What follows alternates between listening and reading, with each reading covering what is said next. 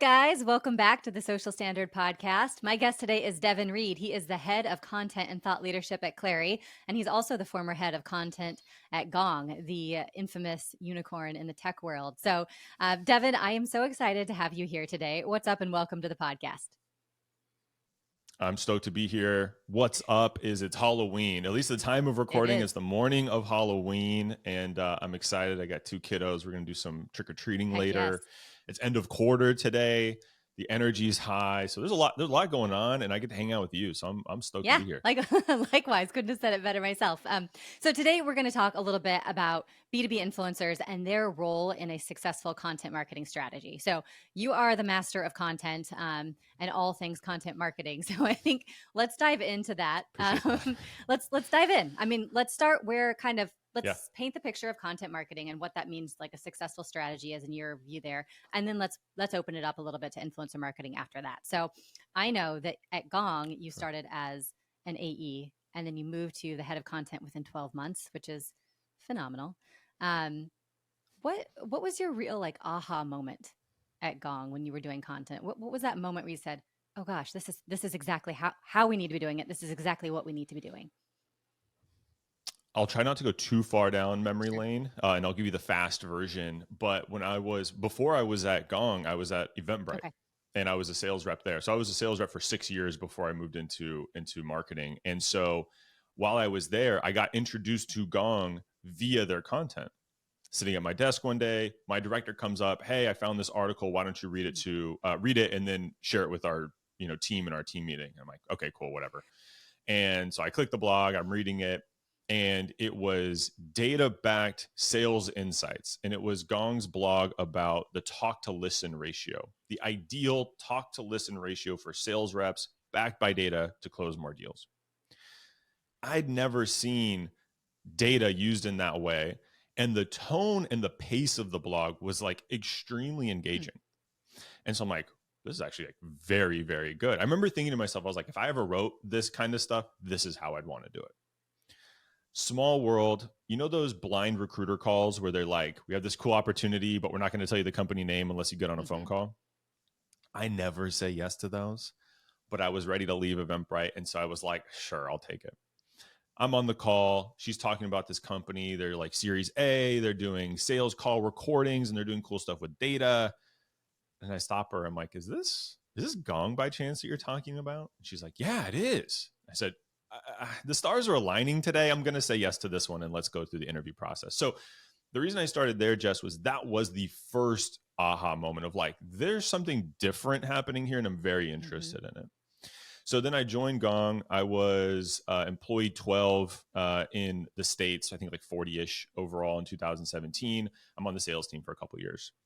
I told my VP when I joined, I don't know if I'm going to go into sales enablement or marketing, but I'm not going to be a sales rep forever. I just know that about myself, but I'm going to come here and close and sell and do all that cool stuff. So planted the seed early.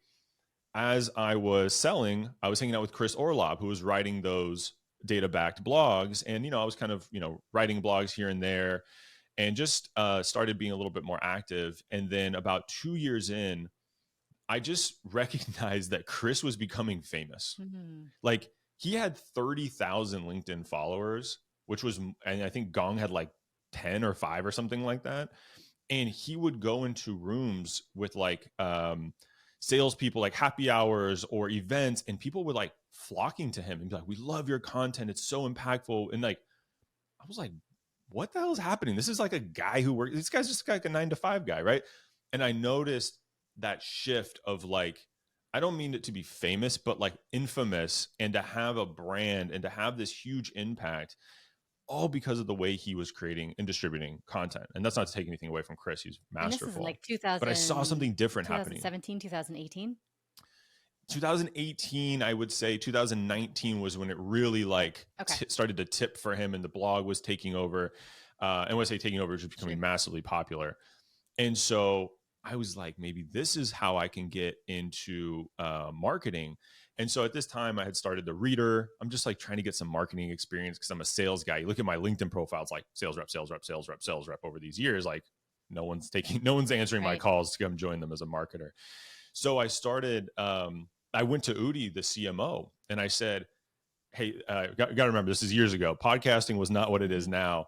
And I'm like, you've got Gong Labs, you've got me and Chris, and we can talk to this stuff. We're experts. Let's take the Gong Labs content and make a podcast.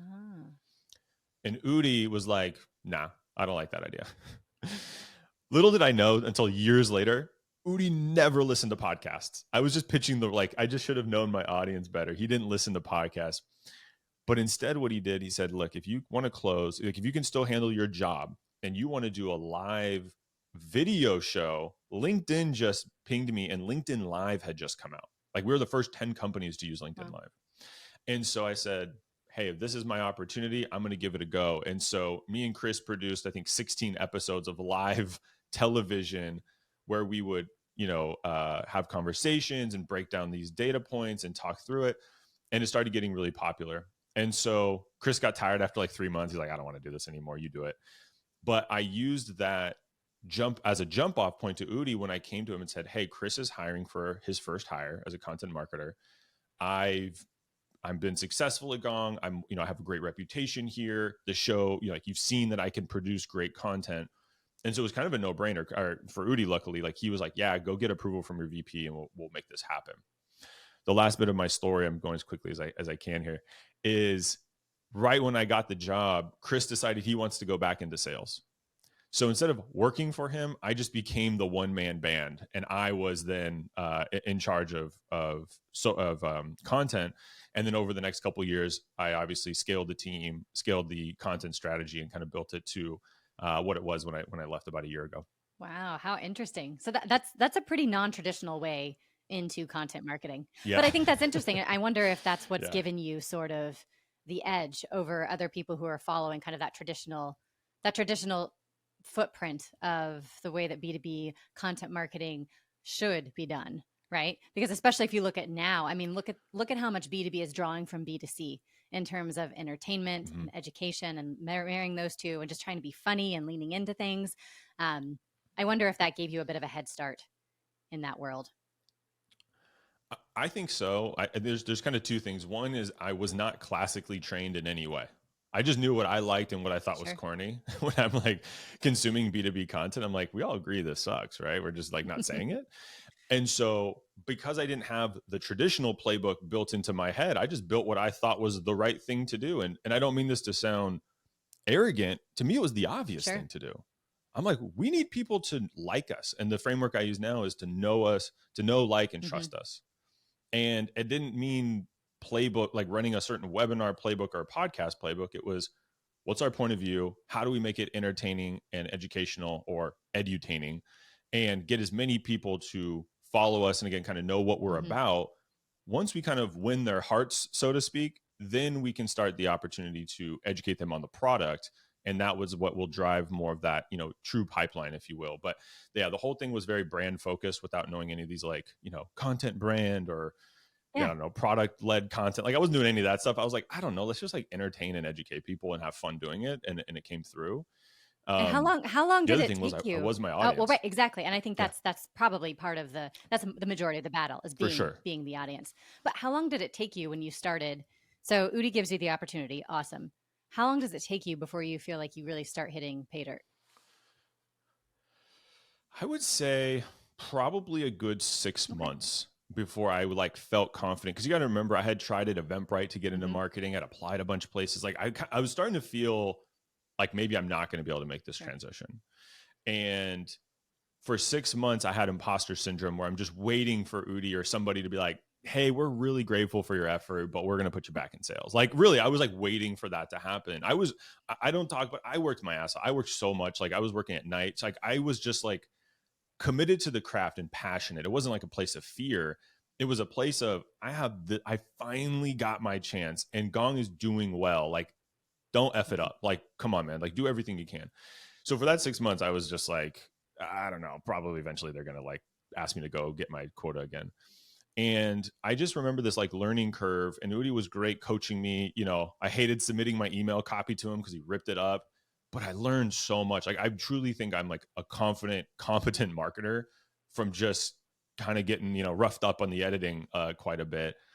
But once you run your first webinar and you figure out what works and what doesn't, you start talking to ops on, you start seeing numbers, and you start to understand kind of this whole little sphere you're building and the bigger picture. It was probably that 6-month mark where I'm like, okay, I've caught my stride a little bit and I know what I'm doing and I have a vision for where this can go. And then luckily I made my first hire in February of 2020. And that's when we really started to like double, and like literally double the team, obviously, but like really double our output. And I felt really confident from there. And it was kind of like sprinting and just up and to the right. And how when you inherited this role, did Gong already have a solid community on LinkedIn, or is that something that you built from scratch? Chris, definitely, I have to give Chris credit. He, fathered, if you will, Gong Labs. And I would say he was on LinkedIn, and then it would go to the web. Like, we were posting natively, and then we would post on the website. And then I think the webinar was like quarterly. So he had a good little system running, kind of like create and capture demand, like just this nice little flywheel.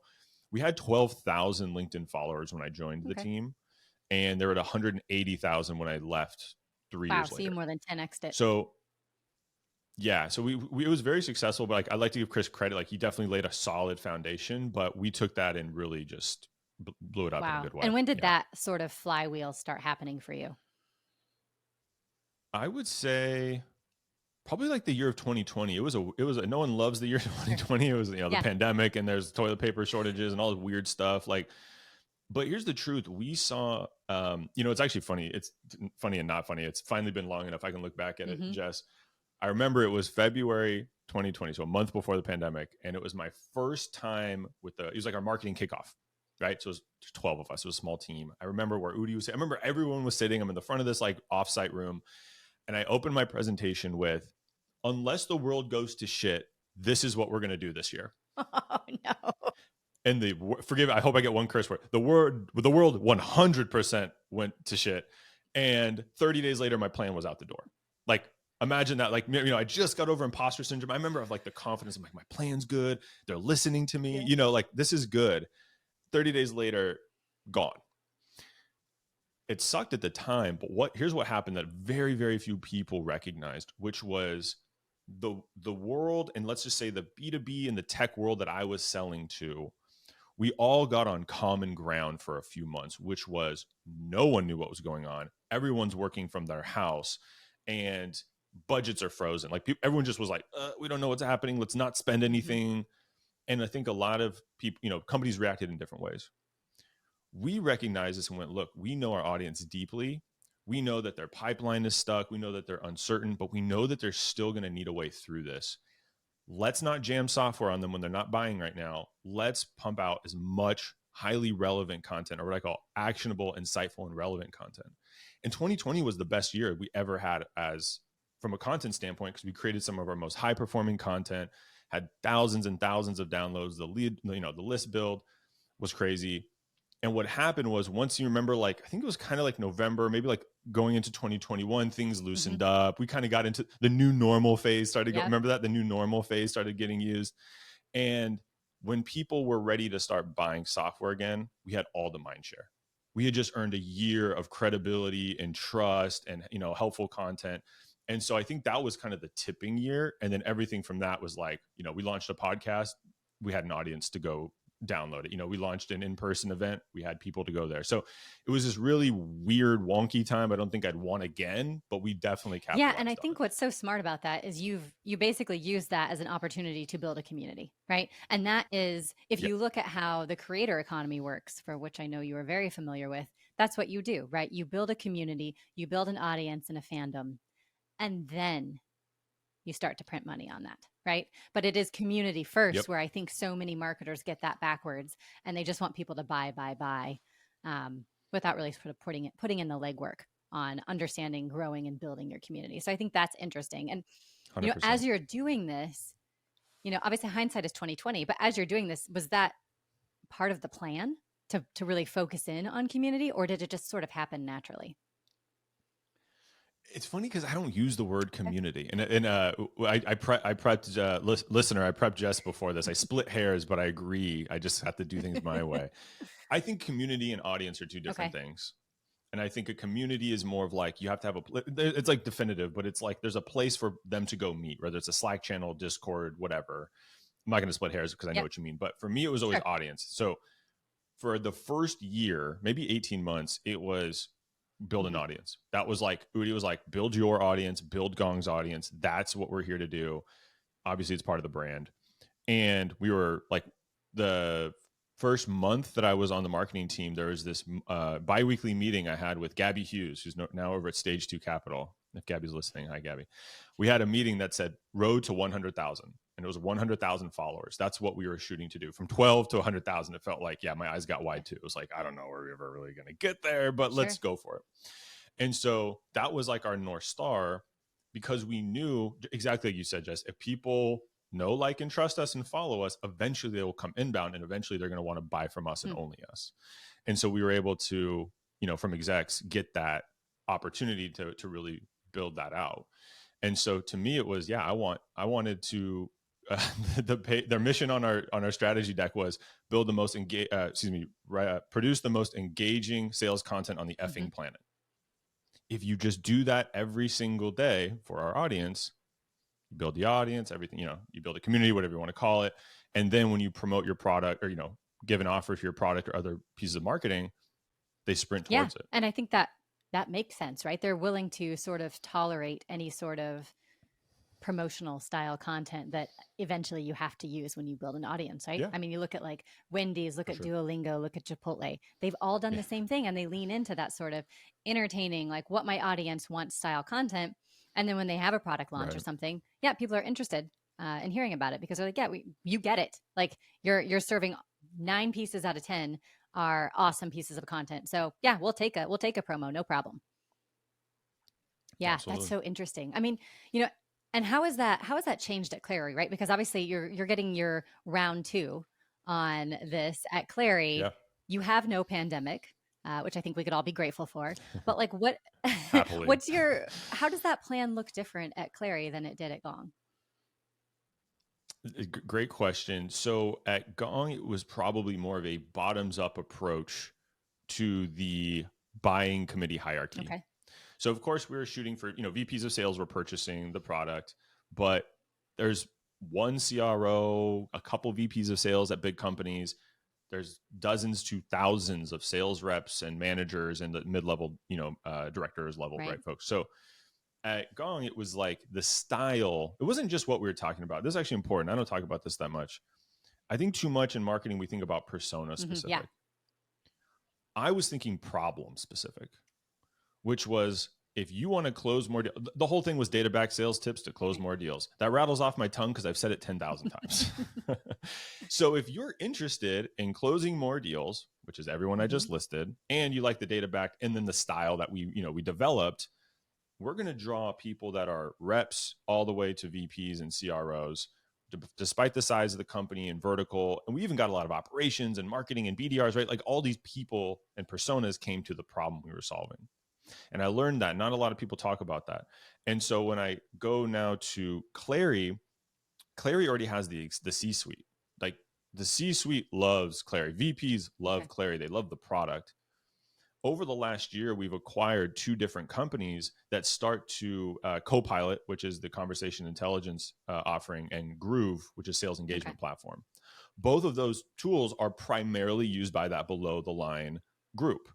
And so what's happened over the last year is we went from, hey, we need to, kind of keep and own the C-suite and RevOps, to now our goal is from rep to exec. That's the audience that we need, because the product and the revenue platform that we sell helps reps to exec. So the audience and the content needs to reflect that.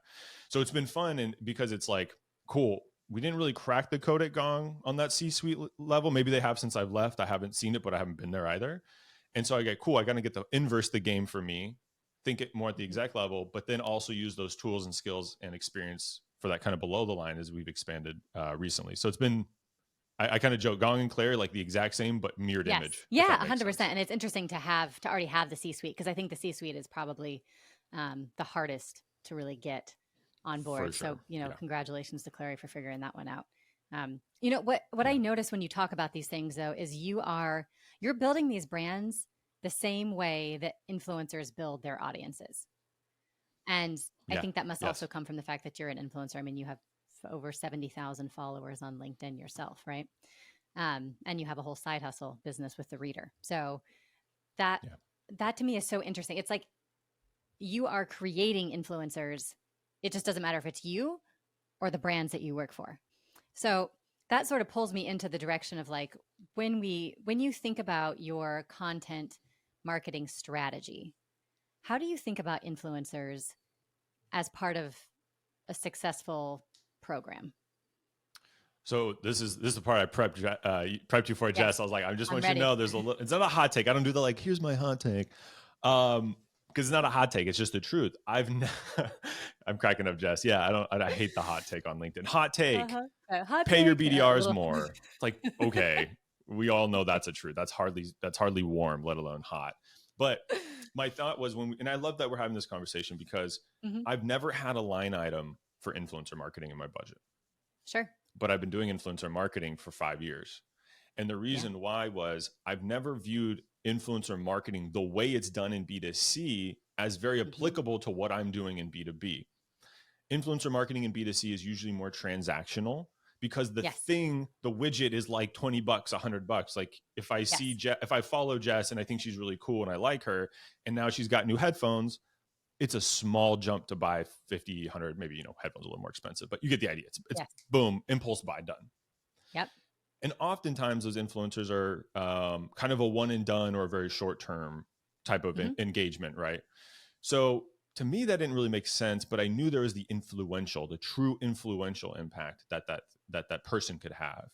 And so the way I approached it was what I just called paid partnerships. It's not a partnership because I'm paying you, and it's not pay to play because there's some reciprocation happening here. So I always just viewed it as a paid partnership. And what I do is I look for people who are experts. That's the first thing, is credibility. Who are experts in the field, who have an audience, who have true influence, and as an extension of my brand, I'm proud to be associated with. There's a lot there that I kind of listed, but that's the way I'm looking at it. If you have 200,000 followers on LinkedIn and you're a sales guy or gal, but the way, but your style, maybe you're too abrasive, maybe you're kind of a troll, I'm all good. I care about my brand and reputation way more than a few likes or a few, $1,000 in short-term sales. And so 30 Minutes to President's Club was an up and coming podcast 4 years ago. This was the first paid partnership with Nick and Armand. They're now, friends, and I've been a sponsor of them for years now. And what we did is we signed a year-long contract. Now, of course, there's always take your small bets, test people out, get to know them. And we ended up signing a year-long contract. And we can kind of go into the ins and outs of this just before I get to Clari. But my point being is I wanted long-term relationships. So if they're growing and they're growing their audience, they're dipping into mine candidly, and I'm dipping into theirs. It's a very open strategy. Like, you have the right people following you. I want them to buy our software, kind of some vice versa action. And so that's the way I've always approached it. And we can dive into that a little bit if you'd like. And then we can talk to how I've scaled it at Clari. Yeah. Yeah. I mean, how did you, thinking about podcast, how did you find these guys? And two, what sort of indicators did you need to see before you signed a year-long partnership? So it's a good question. I don't know how I met like any of my friends, to be honest. I now I say the internet because that's probably true, but I want to say I either listened to the podcast as a seller or saw them on LinkedIn. It's probably a little bit of both because they were doing it. Sure. And so the first thing was I really liked their content and their approach. Really thought they had something there. And when I reached out to Nick, I remember seeing his like very early growth trajectory. And I remember just being like, and this sounds so like I knew better. The whole podcast idea I had like 2 years before. They were doing it, but in a different way, in their way. I'm not taking credit, but I'm like, I believe in this. I know it's the right content, the right delivery, and the right channel. And delivery, I mean like the people. And so I'm like, they're going to take off. I know that they're going to blow up. So I want to get in on the ground level, which I did, and which they have since grown. They're now the world's #1 sales podcast by downloads. Wow. They're the fastest growing over the last 4 years. And I've been sponsoring them ever since because they started with just a podcast. Then they have a newsletter. Now they have this full media package that you can invest in. and I work with them to align with my strategic goals. Hey, I'm trying to build my audience. I'm trying to change the narrative in the market. I'm trying to do X, Y, Z. They work with me, not transactional, genuinely partner with me to take offers and messages to market to, again, help me reach my strategic goals at Clari.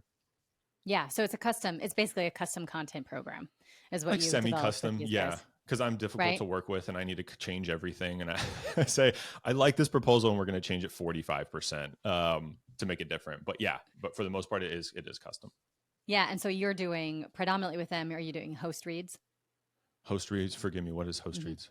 So when you have, they're in the middle of their podcast and then they stop to do the ad, but one or both of them do the actual ad. They read the host read. It's not like a programmatic insertion. Yes, I didn't know there was a name for that. I'm learning. I'm getting smarter.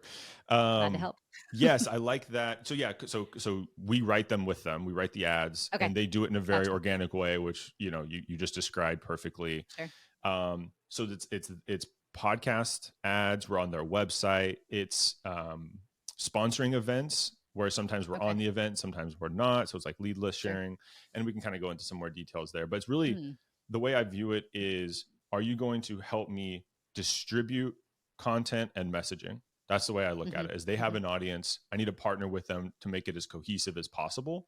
So, hey, if we have a new, I don't know, gated ebook or some really high value offer, I can get more downloads and bring them into my sphere, my content engine, by having them distribute it. And then also the less measurable things, which is like 800,000 host reads, which is now the verbiage I'll use. I just pay for 800,000 of them, and I chalk that under changing market perception. We're driving awareness to our new products because we have these folks talking to hundreds of thousands of salespeople, telling them about our message. Like, that's a huge megaphone. Why wouldn't you pay for that? Yeah, no, I think you're totally right. But what's interesting to me is that you're not taking that out of an influencer marketing budget. You're taking that out of like a digital marketing budget. Is that right? Well, so this is interesting. I've caught this the other day, which I was on LinkedIn, as I tend to be, and someone was like, imagine if a content marketing team had a paid budget. And I was like, yes, I don't need to imagine. Is this weird? Like, I do this all the time. I thought it was normal, but I also do operate a little bit more as a growth marketing minded team. And we just use content to do that. That's probably its own episode. But I view it as normal, which was like, look, I go to my VP and I say, look, we've got this thing working. We have these initiatives. If you give me X amount of dollars, here are these partners I can work with, and here are the things we can accomplish. So I look at it as kind of like accelerating and scaling what I'm already doing. And so, yeah, it always seems like very kind of natural or obvious to me to take that route. Yeah, I think that's right. And that's sort of one of the things that I have seen, the content marketing structure, if you will, and how that works is very interesting to me, because one of the things that I have learned in the past couple of years is that those B2C brands that have leaned into really successful social media strategies, influencer marketing programs, all the things really, social media, I think in today's world is pretty much content marketing, if it's, for the most part, right? So they're really sort of one and the same in my opinion, but those guys have, internal structure set up. So it's not just social media is siloed over here and then influencer marketing falls under that. The most successful brands from what I've seen are the ones that have social teams talking to customer success teams, talking to product teams, talking to exec teams. Like there is, I guess it's not that surprising, but it is. Strong communication is the only way to move the needle. And so you need to have a cohesive front from all. But what's interesting is instead of social sort of being the glue, like it is in B2C, for you, it's content and content marketing. And again, I think it's, same day, different dress, to be totally honest. Right? Because you have to, you're creating the type of content where people want to be. But that's just so interesting. I mean, I guess then that leads me naturally to like, how do you structure that? Because I know influencers are under you, social is under you, podcasts is under you, blogs. How is it that you just get a budget? Are you given a budget at the beginning of the year? Or do you have to go to the CMO and say, okay, here's what I need this quarter? Both. I dare I say I'm good at justifying my budget because I ask for so little. When people are like, what's your tech stack? Or like, when I got started, like, what do you need to operate? I'm like, Asana and Google Docs. That's it. Because Ops already has Marketo and Salesforce. Obviously, we have that stuff. But like, Ops has the tech stack. I just need creative people to be intentional with their work, and we can figure it out.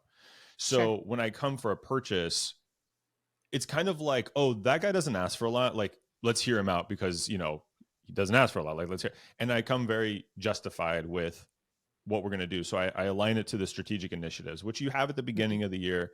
But like I said, we've been acquiring companies. Things are changing rapidly. Like, so when something changes, I looked at it as an opportunity. So when we bought Groove, when we acquired Groove, of course, I already know this. I've seen this movie play out. We need the world to know that Clari now sells sales engagement software. That is not the new number one thing, but from Kyle, our CMO, like the new number one thing. Sure. And when we bought Copilot, the conversation intelligence tool, which was right before I joined, it just wasn't as successful. Like the getting the word out wasn't very, done as well as we kind of would have wished. So gotcha. I look at historical, I look at this now and I go, okay, how do I get the word out? Well, how do I get this message out? And so I look at obviously my internal content engine, and that's fairly easy. But when you think if you can cut a check, and we've cut probably we're in the six figures for sure. We're in like mid 6 figures for our paid partnerships. Like we are out here investing heavily because we know if we can get that message out as quickly as possible, we'll get the long-term results will come quicker. They are, they take time. But that's why I come to it. So it's like, hey, I know we've got this new initiative. Here's this audience we want to tap into. This is the partner I think we should go with. Let's talk through the proposal, blah, blah, blah, blah, blah. And then we lock it in and we start executing. And I have people on my team, one gal on my team who's specifically dedicated to paid partnerships. She has other stuff that she does as well, but she is in charge of running those programs, reporting on them, and making sure they're successful. Got it. And for you, paid partnerships mean podcasts, influencers, paid social? So if you're hearing this, you can use influencer marketing as like, and it's like driving me crazy because like we're talking to execs now as it's getting bigger, and I'm like, I just use the phrase because it's what they know. If I have to educate them on paid partnership, much as I'm doing now, but it is like the influencer marketing bucket. And the way I look at it is I'm kind of looking more towards the like media companies. So here's what I mean. 30 Minutes to Presence Club has multiple channels and multiple offers, right? It's not just one channel. Like, hey, I have a podcast. You want to promote the podcast? Nothing wrong with that, by the way. I'll promote that all day long. And I mentioned that I have. I'm just looking now for the bigger bets, bigger payoffs, because I have the budget and I have the ability to make those bigger bets. So we have Morgan J. Ingram. Folks might know him. We have him as an individual. He's kind of moving into that media space. Kevin Dorsey has his own media company. You're smiling. Yeah, you know Kevin. He's awesome. And we have 30 Minutes to Presence Club. And so we have all of these different programs, and each of these people have different channels. Some people are bigger on podcasts. Other people are bigger on LinkedIn and all these different things. And so I'm looking at that channel mix as a way to start to think of how are we creating demand, podcast, host reads, versus where are we capturing it, which is a little bit more of like the lead forms, or what I prefer is like those partnered webinars, where it's like we can get your email address, but we're providing a great experience and hopefully kind of moving you from awareness to consideration phase.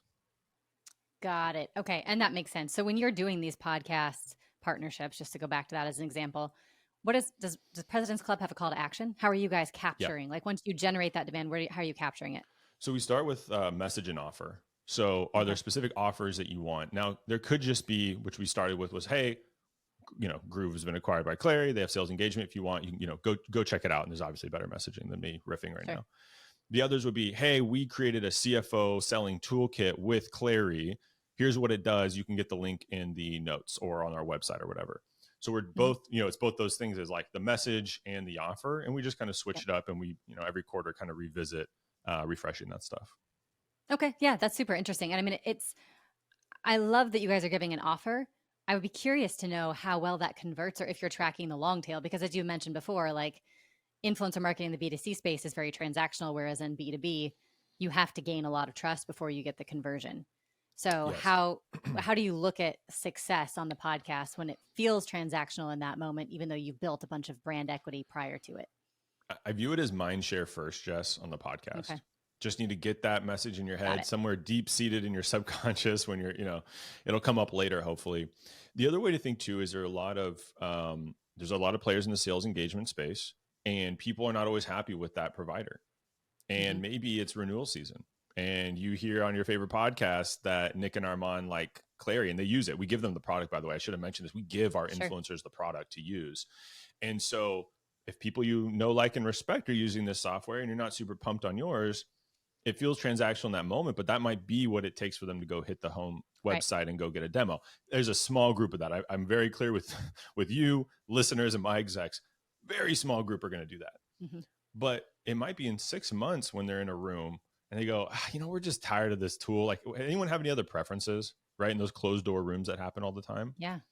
Someone goes, oh yeah, what about Groove? Or what about Clari? That might start an opportunity. It might not show up on a dashboard that we did it, but overall, the way I'm looking at my overall content strategy is, are we getting web traffic? Are we getting people to the website?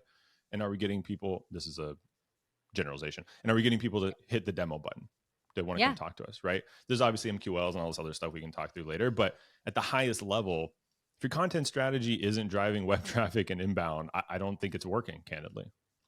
Yeah, 100%. I think that's right. And so you see influencers as an important part of the mind share sort of grab. Okay. Yeah. So we're trying to get them. That's like the messaging, mind share, messaging, get that out there, creating demand, creating awareness, and then other types of offers where we're capturing that demand and kind of the goal is to get them from aware to consideration, which is maybe we should take a look at this. Yes, definitely. So do you think, obviously podcasts or other channel you are using, I'm going to go ahead and take a wild guess and say you're using LinkedIn.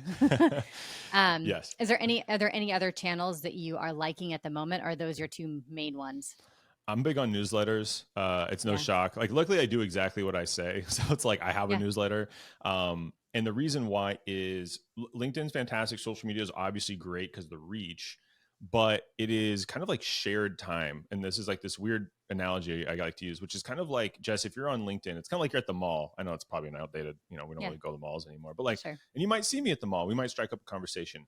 In other words, you might see me on the scroll. But you might do that thing in the mall where you're like, oh, that's Devin Reed. I don't really feel like talking to him right now. And you kind of give me the like, oh, I hope I don't see him or he doesn't see me, which is you seeing my hook and not liking it and scrolling past my post. Sure. Newsletters is Jess inviting me over. Hey, you want to come over for coffee? Because I'm subscribing to your newsletter. I'm asking you to come over to my inbox so I can consume it in a more one-to-one basis. So there's more trust there. There's more like intimacy, so to speak. Right. And so I love when people have newsletters, and it's funny because when 30 Minutes of Presence Club was blowing up the podcast, I said, start your newsletter yesterday. You have this audience, and this is another offer that you can sell me. And it's this way that you can kind of sell attention. And so I like podcasts. I love newsletters more, to be honest. I like LinkedIn probably third for that kind of shared attention reason. But I like webinars a lot too. If you have a good dynamic host with good content, I'm a big webinar fan as well. I think they can be done right. I think a lot of people hate gated ebooks and webinars because they're just done poorly. There's nothing wrong with that format. It's just the delivery of it. Yeah, I'd say that's probably true of most marketing, right? Yes, fair. So what I'm hearing is when it comes to content and then also influencer strategy, you are newsletters number 1, podcast webinars number 2, LinkedIn. If I had to pick, this is a fun exercise actually. So you're saying like, okay, Dev, you want to invest in this media, right? And what would I want first? Oh, that's a good question. It would depend on the initiative that I'm trying to do. But let's use the Groove example. That's a good one. Okay. So you have a new product and you need to get the word out. And of course you want people to buy the product. I would go with whichever, so not the webinar. So the LinkedIn podcast newsletter, whatever had the largest audience, I'd probably start looking there because I'm looking for megaphone, right? Like that. If those were the same, let's just say all three happen to be the same, I probably would go with newsletter and then podcast and then social. Okay. Because I want to hear Jess's voice. That's actually a big reason. The proximity of that message is something I think of. So am I seeing Jess on a webinar and hearing you deliver the message? That's the strongest. Seeing an audio and visual. The next is audio, which is podcast. And then written is probably LinkedIn. Now you could argue you could do video on LinkedIn, but again, the scroll makes me nervous. Then I would look over to pick one of those. And then I would probably go to webinar for the capture portion. That makes sense. Yeah. And would your influencer strategy then follow that? Oh, that's what I mean. Hey, that would be the influence. Yeah, okay. I would reach and be like, hey, if you, some companies, like 30 Minutes Presence Club, I happen to buy everything that they offer, but sometimes, I get pitch stuff and I'm like, I'm not really interested in, 2,000 people on your newsletter right now. That's just not really worth my time. But you have 20,000 downloads a month on your podcast. Like, let's start there and we can scale. Yeah, that makes a lot of sense to me. And how do you, when you think about Clari has, you've got the C-suite audience that you're talking to, and you're going from, I think you said from rep to C-suite. Yeah. So how do you think about targeting the C-suite? Because I think that, like with influencers specifically, I think that's a lot more challenging than targeting, sellers. I'm smiling because I've found this out, which is like the CROs, the C-suite folks, is they have the most influence, right? But they're the least active on social media. Mm-hmm. Typically, that's a generalization, but a pretty accurate one. Yep, ironically, the people who are loudest or have the most reach are usually more below the line type of folks. So it's easier to find influencers that have an audience that is below the power line. Mm-hmm. And so you can influence a buyer decision that way. With CROs, they're more interested. It's funny. And if you're selling to CROs or any CXO, I can almost promise this is true. I've talked to multiple and they've told me the same thing, which is it's lonely at the top. Yeah. There's one CRO. There's one of me at this company. Now I'm a director of content. There's one of me too, but I have marketing peers that are directors. It's a little bit more leveled. And I asked them this question. This is a good one if you're trying to set up a new channel, and I did this, it's like, hey, Ryan, imagine you just were in a meeting with our CEO and our CMO and all the execs, and a problem came up and you don't know how to solve it immediately. Where do you go? What do you do? I'm like, are you on LinkedIn? You reading? I'm not trying to like lead the witness, but I'm like, where do you go? He goes, I pick up the phone. I call my CRO network. And what I've learned is they want CROs and the C-suites, they want to know three things. They want to know what their peers are seeing, thinking, and doing. Problem is they don't want to share any of that on LinkedIn. They don't want to talk about that on LinkedIn. And they will be very careful on podcasts even. They're not going to show so openly. And so what I found is, those kind of unfortunately closed door roundtables, in person or virtual, that are not recorded. You got to get a scribe in there. You got to find someone to go in there and take notes. But that's really the best way to influence those exec dinners, those roundtables, those special events. That's really where they're going to be more vocal, talk about their experience and their problems. And you obviously mix customers with prospects in there, and you get those new business opportunities and upsells and all that good stuff happening. It's just really tough to find a way to do that on social media, in my experience.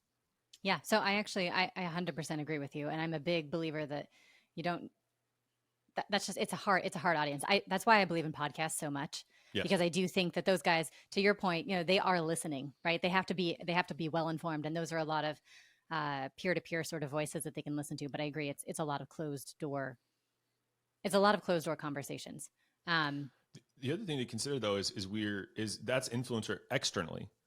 Right. At Clari all year long, since our fiscal starts in February, is we've been turning Andy Byrne, our CEO, into a air quoting influencer, because we're trying to make him influential. We're not trying to make him sell media. He's not going to sell a media kit anytime soon. Right. Sure. But over this year, we doubled down, built a full strategy for him, built processes so he can start producing content on LinkedIn.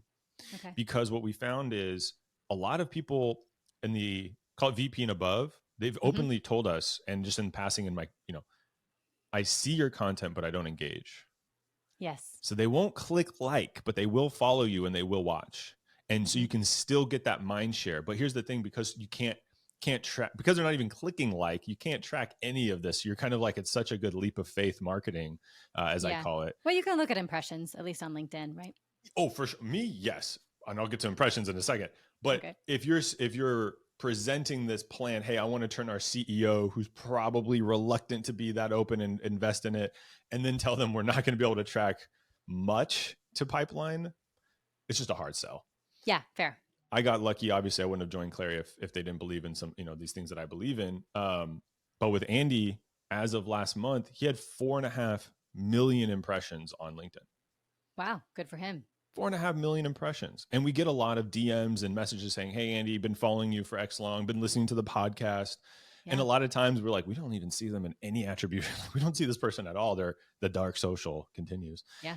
But you have to believe 4 million plus impressions is stealing some mind share, earning and stealing mind share from competitors, is influencing deals, is influencing conversations. And so that's why I call it the leap of faith. Me and you, Jess, we know how we hear about stuff. You hear it on TikTok or word of mouth, which really is TikTok in a form, podcast. Mm-hmm. So invest there, get the message out, and then obviously set up your offers and your tracking and all that good stuff. I'm preaching to the choir now, Jess, but I told you it's 10 a.m. You got me fired up on a Halloween morning. I love it. I do think that's right. And I mean, we continue to preach that as well when it's C-suite. It's just, a lot of C-suite folks have people ghostwriting for them as well, which is fine. It's not, it's a strategy for sure.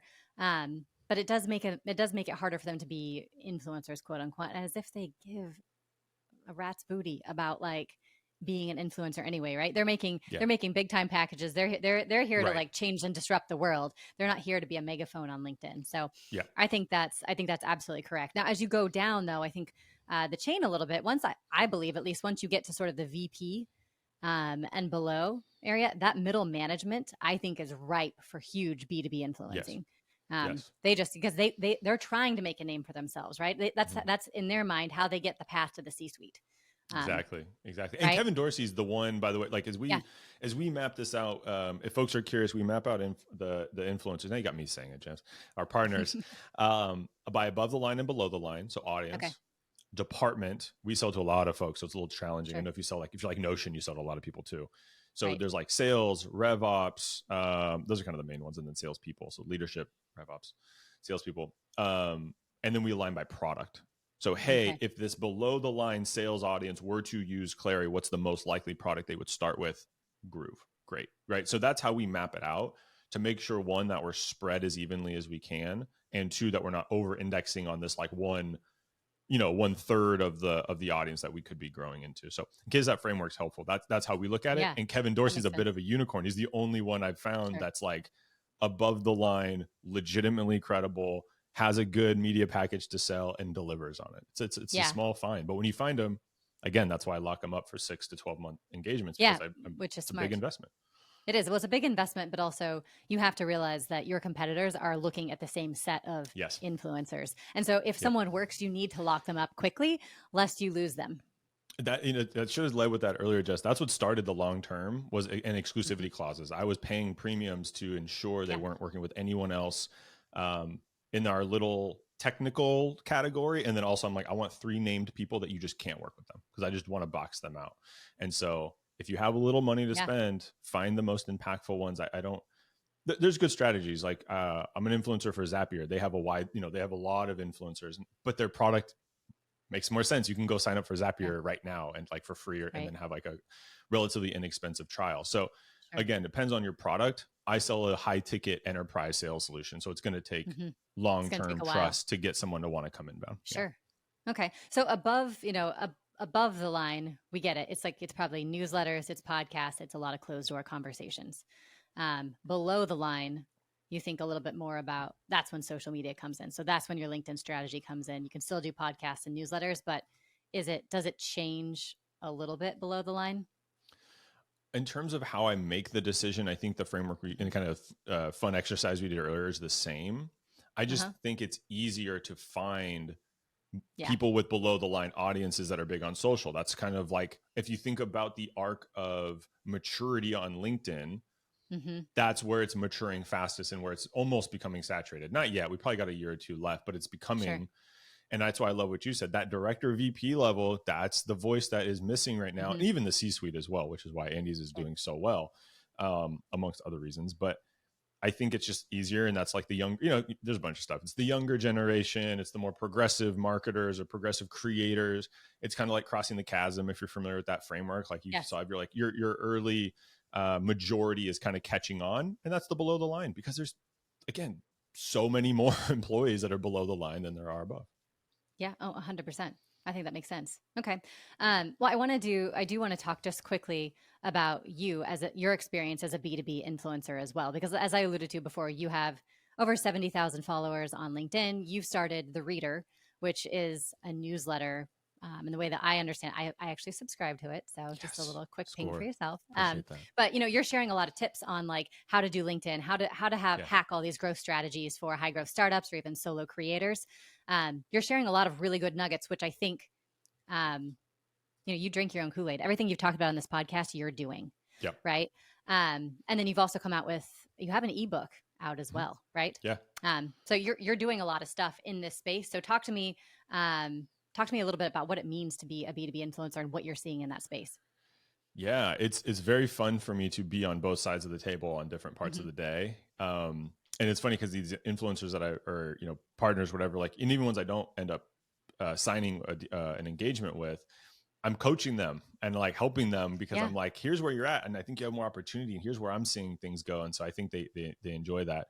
I didn't wake up one day and said I'm going to be an influencer, and that's not that's not the hate on the word or anything like that.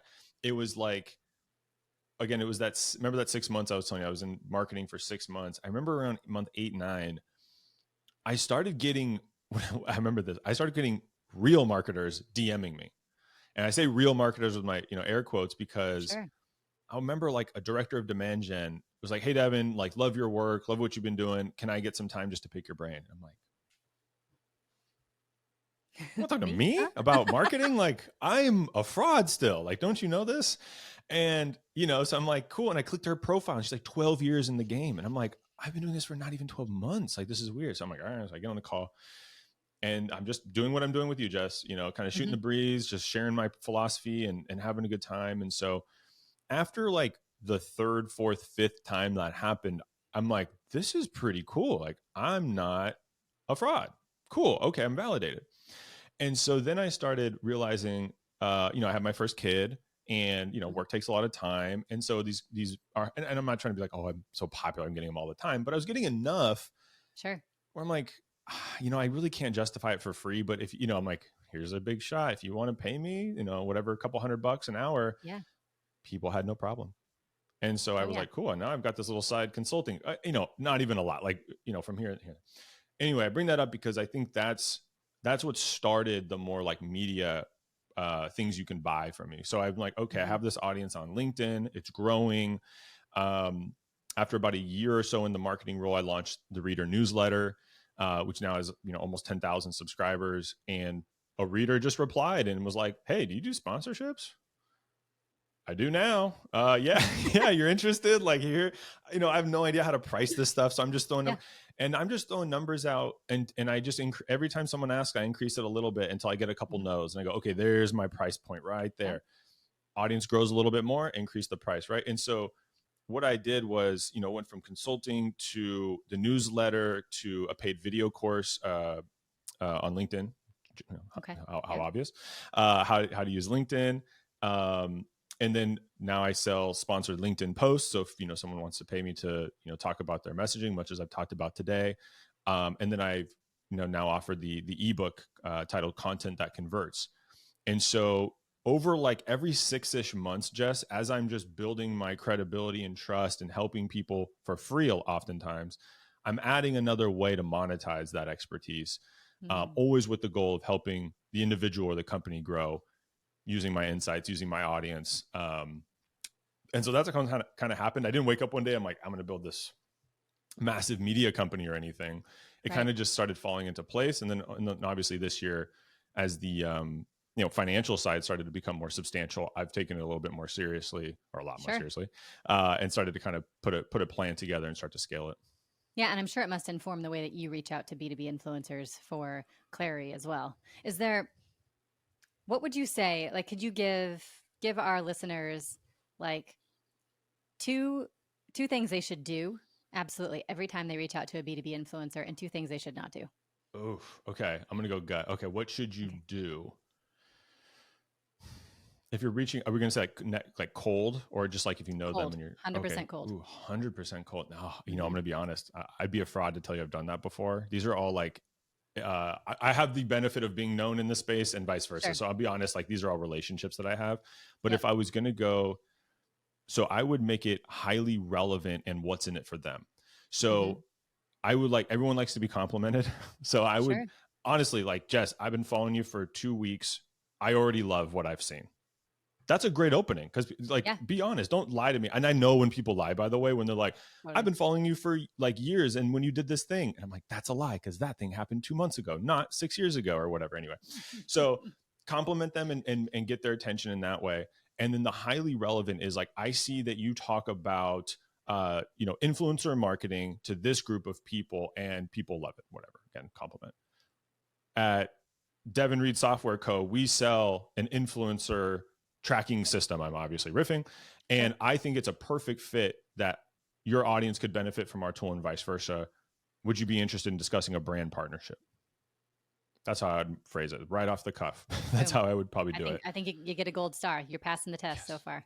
I like this. I like these fun activities. These were not prepped, listener. I was not ready for this, but I like it.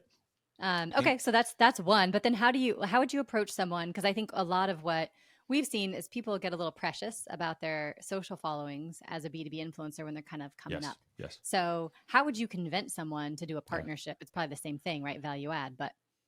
So I did this with Morgan. So I knew Morgan well. We're friends, Morgan J. Ingram. I adopted him. He's my adopted influencer because he had just signed with Groove.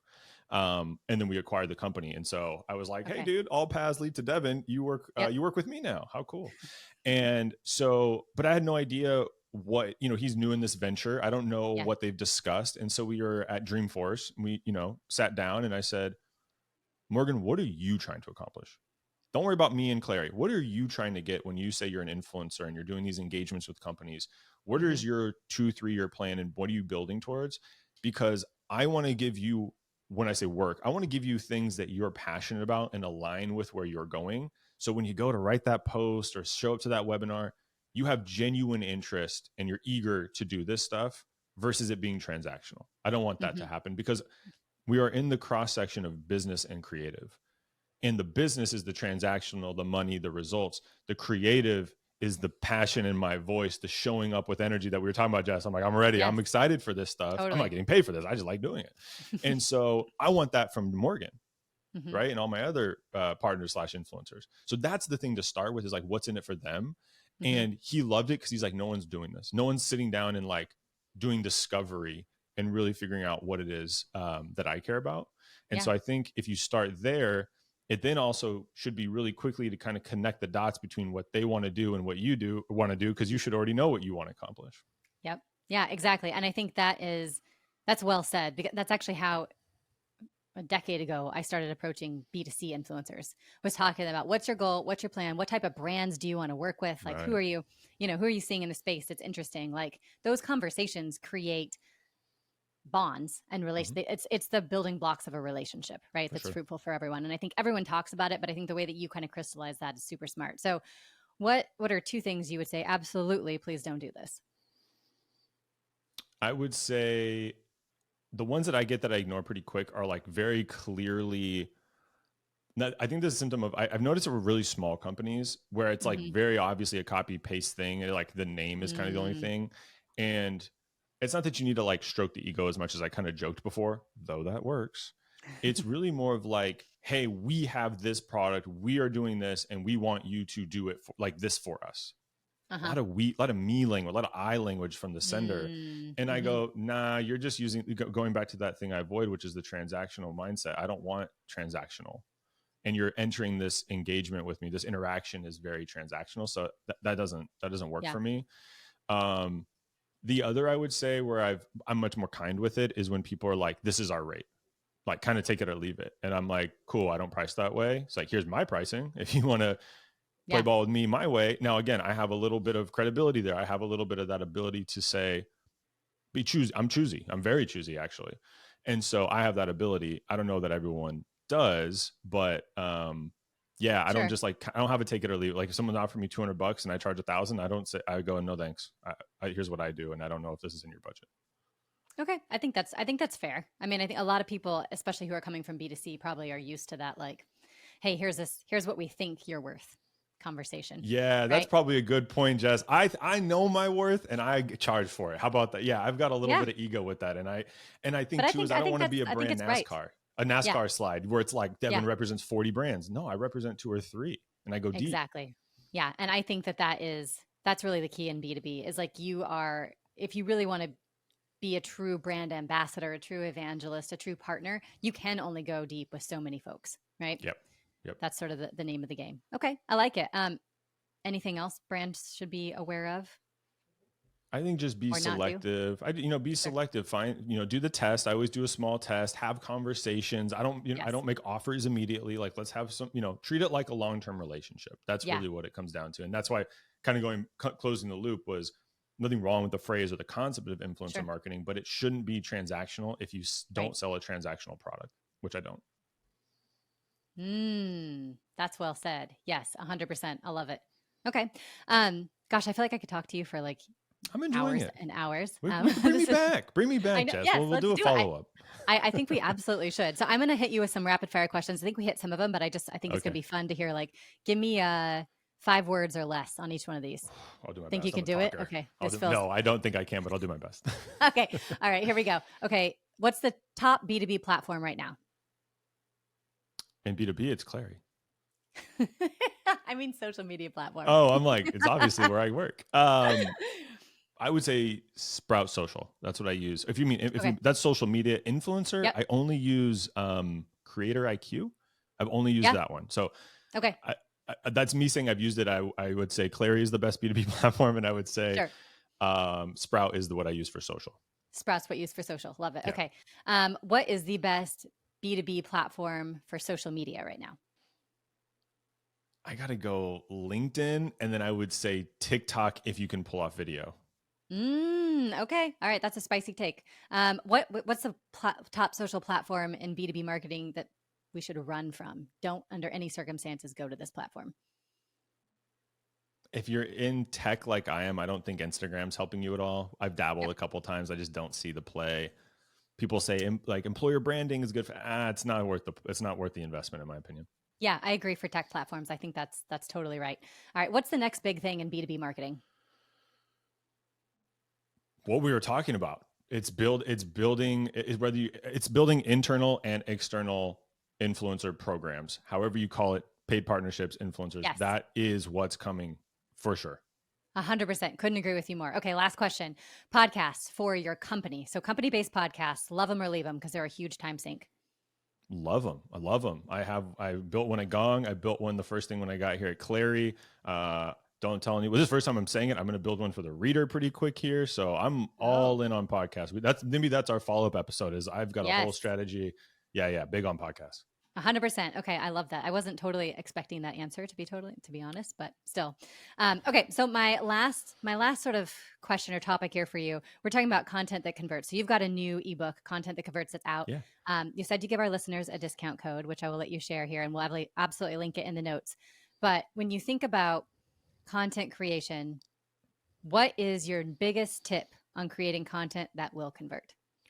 This is the mission statement for pretty much any team, any channel. It is building trust at scale. That's what you are trying to do. Now, the thing is, B2C's figured this part out, but B2B hasn't agreed to it. We know this.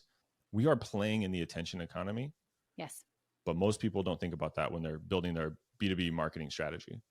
So there's 3 ways. You're either playing, winning, or dominating in the attention economy. And what I realized was everything that we've talked about today, from the first day at Gong to today at Clari and the reader, is I am in the business of earning and capturing attention and converting it into revenue. Mm-hmm. Now, there's a lot of conversion points that happen. And if you've been in B2B for, 10 days, you know that we're obsessed with the demo button.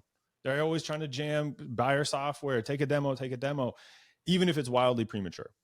Sure. And so what I did was I wrote Content That Converts, which talks about all the different conversion points, all the different ways that you can earn attention and convert it into followers, subscribers, podcast listeners, and eventually inbound conversations. And so I took a unique twist on it. It's not like any marketing book you've ever read because it's designed as a 30-day reader. So every day you read one mini chapter in less than 5 minutes, and there's something actionable that you can put into play immediately. And the reviews are starting to pour in because I just kind of set up a little campaign to get reviews. Folks are saying, I used this template once, I got 3 inbound conversations. I used this template once and I got 1,000 newsletter subscribers. And so you had said it before, Jess, it's like only things I've done. These are literally the strategies and plays that I've done. And it's in 3 parts: fundamental content marketing, think like storytelling, and then LinkedIn and email. So all the stuff we've talked about today. And because Jess, I like you so much, the discount code is your name. So if you go to content.thereader.co, you punch in Jess, you'll get a exclusive discount to your listeners. I love it. I'm going to be going right after this. I'm going to go download it. Now that I've got my discount code, I'm ready to go. I'm sold. I need all the tricks and all the tips to help my LinkedIn following grow. So I hope you enjoy it.